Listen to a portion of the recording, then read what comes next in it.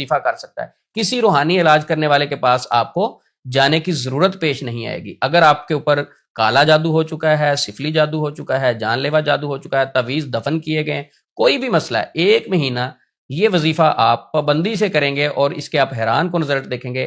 میرا یہ دعویٰ ہے کہ پرانے سے پرانا جادو وہ بھی اس وظیفے کی برکت سے جل کر راکھ ہو جائے گا. اور یہ وظیفہ تقریباً میں 14 سال سے اس وظیفے کی خود بھی پابندی کرتا ہوں، بے شمار مریضوں کو دے چکا ہوں، لاکھوں لوگ اس وظیفے پہ عمل کر چکے ہیں، لاکھوں لوگوں کو اس وظیفے سے فائدہ ہو چکا ہے. وہ وظیفہ کیا ہے؟ آپ کے سامنے سکرین پہ شو ہو رہا ہے.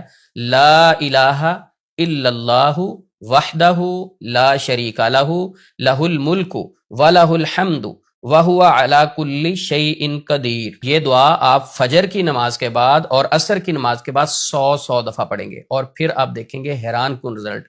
اگر آپ کے سر میں درد رہتی ہے، نیند صحیح نہیں آتی، بے چینی رہتی ہے، جسم میں پین رہتی ہے، گھبراہٹ رہتی ہے، آپ کے سر کے بال ایکسٹرا گر رہے ہیں سٹریس اور انگزائٹی کی وجہ سے، جادو کی وجہ سے، آپ کے کپڑے کٹ جاتے ہیں، آپ پہ جادو کا مسئلہ، کوئی بھی پریشان کن مسئلہ ہے، آپ کو برے خواب آتے ہیں، تو صبح و شام یہ وظیفہ صرف 100 دفعہ پابندی سے پڑھنا شروع کریں. اور اگر آپ سمجھتے ہیں کہ نہیں آپ پر بہت سخت جادو ہے، تو پھر تھوڑی سی ہمت کر کے ہر نماز کے بعد یہ والی دعا 100 مرتبہ آپ پابندی سے پڑھنا شروع کریں. یہ جو معاشرے میں ایک بات مشہور ہو چکی ہے کہ کالے جادو کا توڑ تو کالے جادو سے ممکن ہے، یہ سب سے بڑا جھوٹ ہے. نبی صلی اللہ علیہ وسلم کی سکھائی ہوئی دعائیں، قرآن پاک کی آیات ایک طرف ہوں اور دوسری طرف جادوگروں کے کلام اور جادوگروں کے الفاظ ہوں. آپ ذرا اپنے ایمان سے سوال کریں، دونوں میں سے سٹرونگ چیز کون سی ہے؟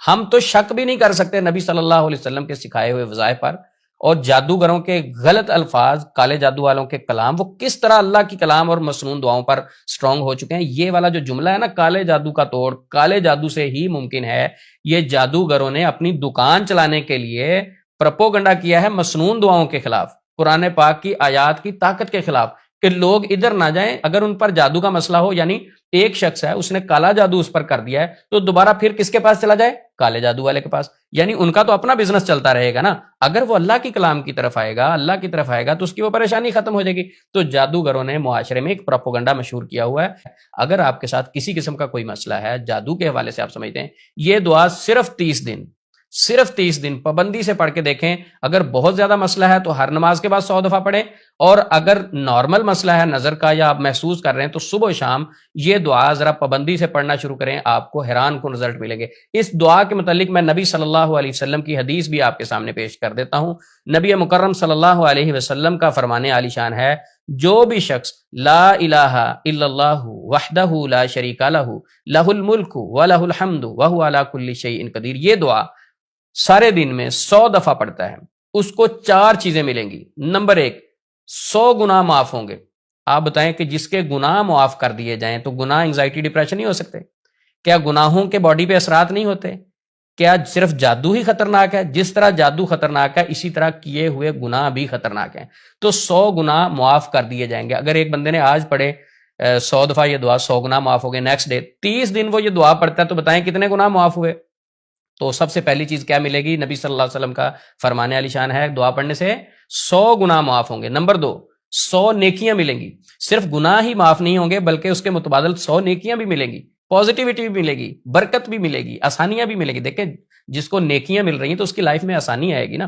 اور نمبر 3، 10 غلام آزاد کرنے کا ثواب ملے گا. اب غلام آزاد کرنے کا ثواب سے مراد ہے کہ صدقہ بھی ہو گیا اس کا، بغیر پیسے لگائے یہ دعا چھوٹی سی پڑھی، اس کی طرف سے صدقہ ہو گیا. اب صدقہ جس کا ہوتا ہے، صدقہ کیا بلاؤں کو ٹال نہیں دیتا، پریشانیوں کو ٹال نہیں دیتا، بلاؤں کو کھا نہیں جاتا. تو جو صدقہ ہے وہ بھی اس دعا کی برکت سے 10 غلام آزاد کرنے کا ثواب ملے گا. اور اسی طرح چوتھی چیز کی طرف آئیں گے، جو بندہ 100 مرتبہ یہ دعا سارے دن میں پڑھتا ہے تو صبح سے شام تک نبی صلی اللہ علیہ وسلم کا فرمان عالی شان ہے، شیطان کے شر سے محفوظ کر دیا جاتا ہے. اب شیطان صرف جنات میں نہیں ہوتے، انسانوں میں بھی کچھ ہوتے ہیں. تو اگر جنات میں سے کوئی شیطان آپ کو تنگ کرنا چاہتا ہے، تنگ کر رہا ہے، تو اس سے بھی آپ محفوظ ہیں. اگر انسانوں میں کوئی شیطان ہے جادوگر کی شکل میں، حاسد کی شکل میں، تو اللہ آپ کو اس کے شر سے بھی محفوظ کر لے گا. یعنی یہ دعا پڑھنے سے شیطان کے شر سے انسان محفوظ ہو جاتا ہے. اور اس حدیث کے آخر میں بڑے اہم الفاظ ہیں. نبی صلی اللہ علیہ وسلم نے فرمایا اگر کوئی 100 سے زیادہ پڑھتا ہے، یعنی الفاظ یہ کہ اگر اس سے کوئی زیادہ پڑھتا ہے اصل الفاظ حدیث کے کیا ہیں کہ اس سے کوئی زیادہ پڑھتا ہے تو اس کو اور زیادہ ملے گا. یہ تو وہ چیزیں ہیں جو ڈیفائن ہو چکی ہیں کہ یہ چیزیں ملیں گی. لیکن اگر 100 سے زیادہ کوئی بڑھا دیتا ہے اس وظیفے کو, اس دعا کو, تو اس کی تو بے شمار برکتیں ہیں اور اس میں اضافہ کر دیا جائے گا.